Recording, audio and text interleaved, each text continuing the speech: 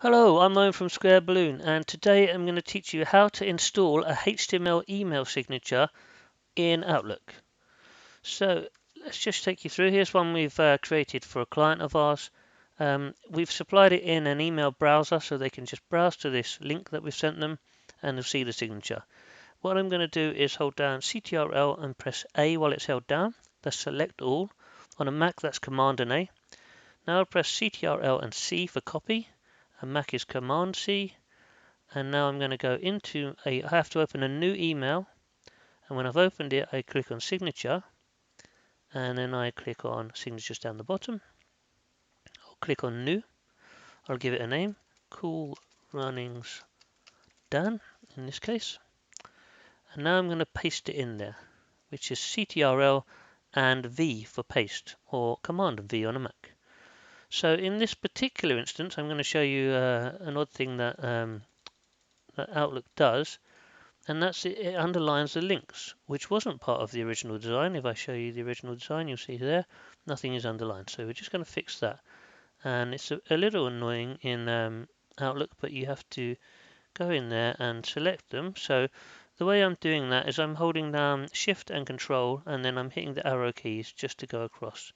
And now I hold down Control, CTRL, and U, and that underlines it, even though it's already underlined. Then do again, Control, CTRL and U, or Command and U for Mac, and now it's gone. So now I just need to go through and do all of the other elements that are links, which none of them have an underline in this design.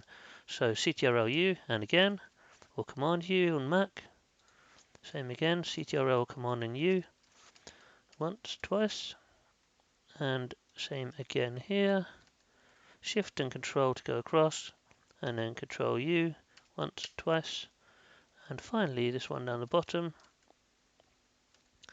Control U, once, twice. Oh, that one only tries once. So now that I've done that, there's a couple of options on this page that I should teach you about.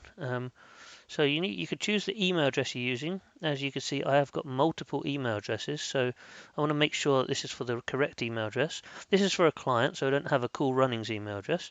So I'll leave it on that one for now, and then I'll change it for new messages. I would change it to Cool Runnings. And for replies and forwards, sometimes people don't want to include their entire email signature for replies and forwards. It can make email chains get quite long. It Saving all of those images does take up server space, so it has a cost and a green cost to it.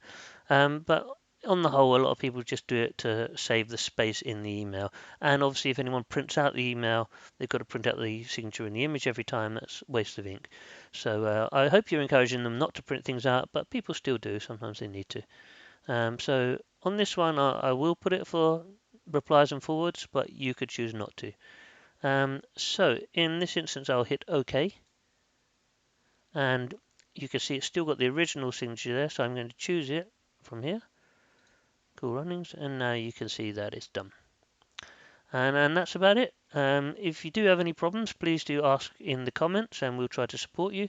Or all of our contact details are on our slide, so you can contact us that way as well. Thanks for listening. I hope this helps.